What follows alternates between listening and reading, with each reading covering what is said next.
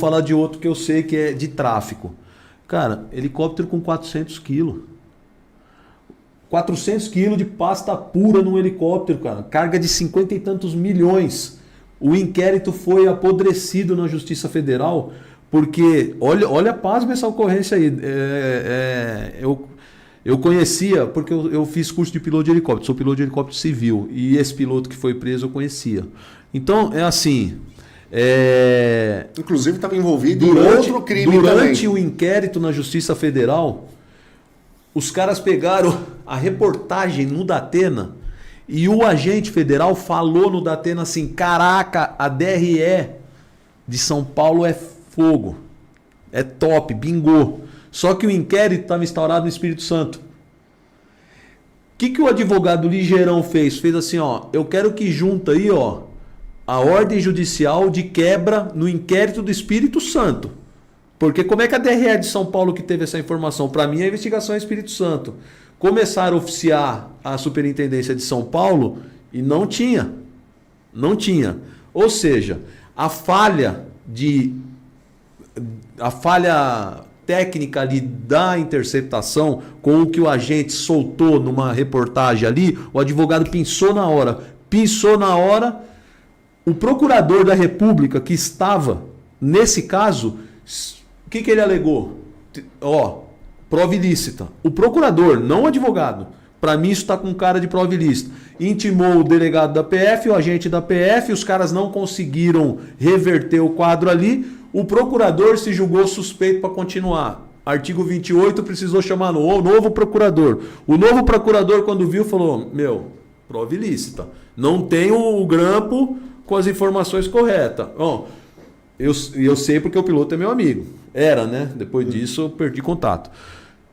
Ele estava preso, foi colocado em liberdade, o inquérito foi anulado, ele voltou a dar aula de pilotagem, caramba. Um flagrante de 450 quilos de pasta pura, não tem ninguém condenado. O helicóptero voltou pro dono, que na época era um... Do André. Não, esse aqui era do... Não, tô falando do André também devolveram. Então, devolveram. Ou seja, você pega uma falha técnica no processo e você esquece o resto todo do crime. Mas isso que eu falo que é um absurdo. Porque você pega... Aí é porque a polícia deve ser... A investigação devia estar no Espírito Santo. O Espírito Santo ligou para a Federal de São Paulo e falou: deve ter, sei lá, eu não sei o caso. Dá cana lá pra gente. Igual acontece com a rodoviária. Não acontece que você às vezes ligava, nós estamos monitorando um caminhão, ele vai passar aí agora. Você vai lá... Gente, a lei fala que o crime é permanente. É guardar, ocultar, transportar droga. É crime, entendeu? Agora eles ficam fazendo o mais nojento é que uma falha de produção de prova da cadeia de custódia, você anula o resto todo. Então, se você tiver meia tonelada ali... Foram fazendo, na verdade, assim, para esclarecer o pessoal, foram criando regras para beneficiar o bandido. Isso. E os processualistas são o bicho nisso. Os caras não querem saber a autoria. Os caras se especializam. E hoje a bandidagem sabe disso e já vai criando a regra. E quem tem que saber isso também é o policial que está lá na base. A ponta de lança, saber que tem o que está sendo feito. Não, ele tem que saber o que ele falou, tem que saber o que fala na hora. Você está achando que o cara está te provocando porque ele é forgado? Ele está querendo apanhar para ele. Ele está um passo à frente. Ele quer que você responda por abuso de autoridade e lesão corporal para apodrecer o flagrante. É o que ele está não tem nada a ver com que provocação. E para fazer a cabeça dos PM nisso? Eu chegava em aula e falava: cara, eu tô falando para não bater, para não esculachar, não é porque eu tô defendendo o bandido. Preservar o local. É porque agora eu estudei processo penal a fundo e tenho visto alguns casos. Toda vez que a gente errar na produção de prova, o juiz vai soltar o cara. Porque o magistrado, ele não está preocupado com... tem 500 quilos, tem 100 quilos, o cara matou. Se você errar na produção de prova, o cara apodrece o processo e absolve. Por isso que a pessoa tem que se especializar tem que ser especialista cada vez mais. Porque antigamente, você vê um exemplo, interceptação telefônica. Antigamente, você interceptava um telefone... era bingo. Você pegava. Hoje ninguém fala mais no telefone. Hoje você pode interceptar 100 telefones para você pegar uma conversa que preste. Não tem mais isso. Então, informante.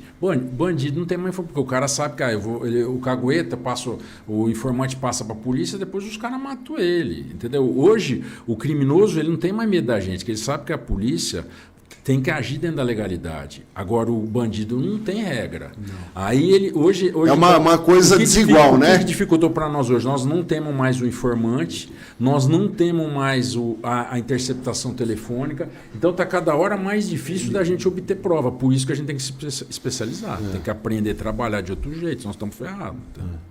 Tá.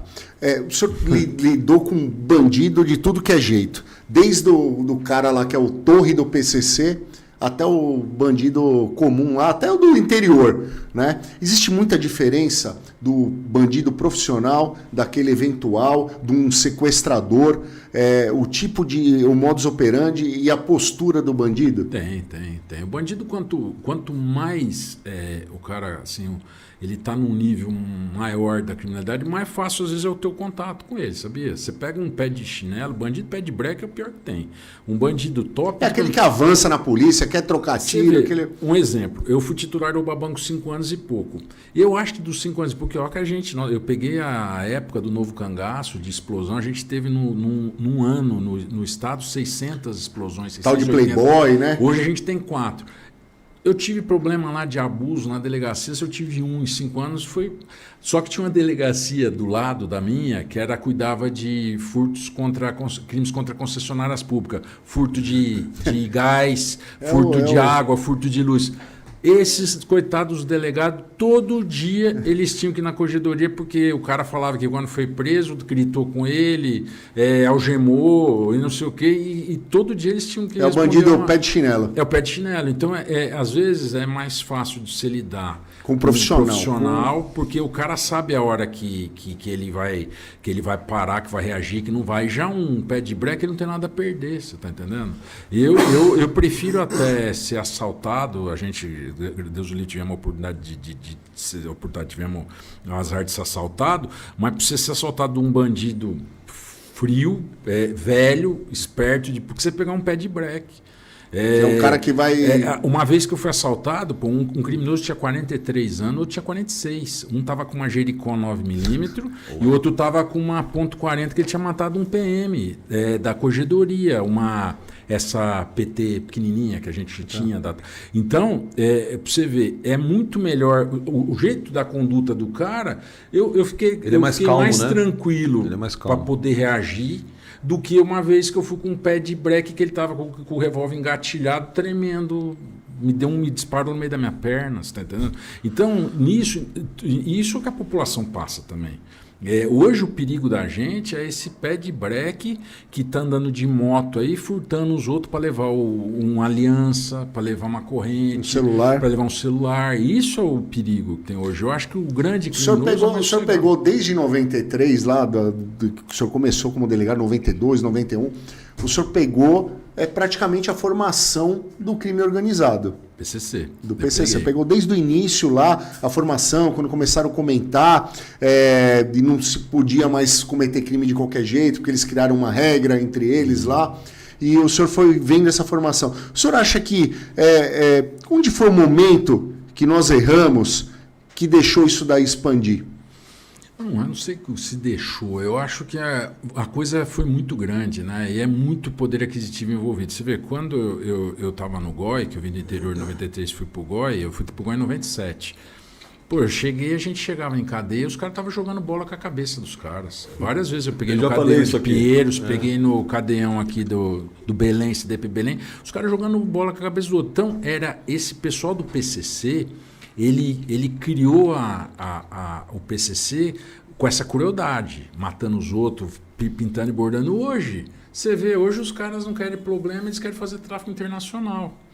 foi o que diz. Até porque eles conseguiram uma hegemonia dentro do sistema, né? Porque São Paulo é facção única. Única, Você tá entendendo? Isso é uma Ficou fácil, né, facilidade. liderar. Ele não tem que precisar se armar. Lá no Rio de Janeiro o cara precisa se armar, porque ele tem mais 3 facções, ou 4.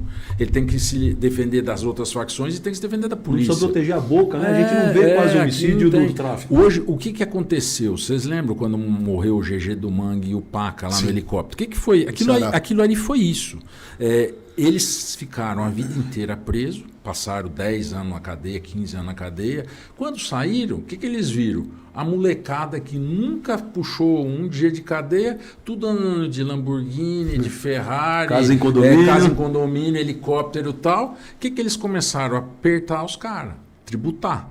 Aí começaram a tributar o quê? O tráfico internacional. Foi a hora que montaram o grupo e sentaram o pau neles, mataram os caras lá, que era o Cabelo Duro, o Galo. O Galo foi a gente que prendeu também. E o Galo não deu tanta repercussão na nossa prisão, mas ele era muito mais perigoso que o André do Rap. O André do Rap estava condenado a 25 anos, foragido a 6. O Galo estava condenado a 79, 75, foragido a 9.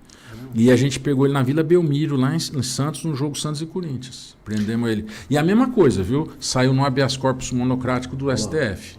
Essa daí foi só para aquilo que você tinha dito, pô, deve estar chato o papo, tá jurídico. Tem até chat pago aqui falando assim, ó. Doutor e coronel, sou bacharel em Direito e os senhores estão dando aula de Direito Processual Penal atualizado. Como sempre, Andrei trazendo as lendas. Muito obrigado, abraço, galera de Minas. Acho que